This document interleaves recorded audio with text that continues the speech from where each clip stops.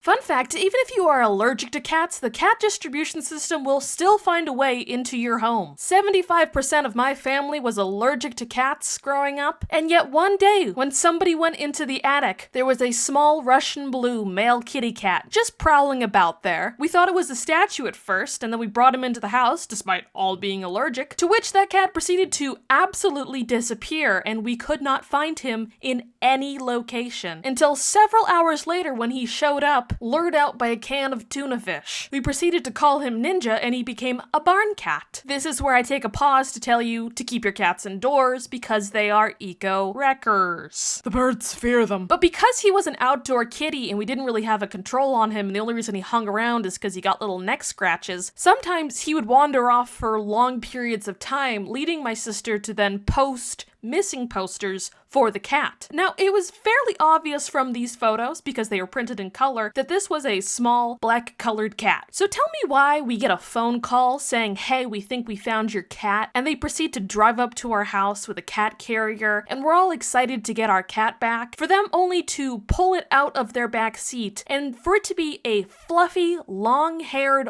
orange cat. We had never seen this cat before in our life. The cat was not Ninja, and frankly, we still don't know how this family made the mistake of thinking that was ever possibly our cat. What proceeded was a really awkward scenario where we had to be like, yeah, not ours, and they had to put it back into their car and bring it back home with them to find if it belonged to literally anyone. That might have been their own cat distribution system working for them. I'm sure that cat lived out the rest of its life, and then eventually our cat came back to us until several years later when he walked into the woods, never to be seen again.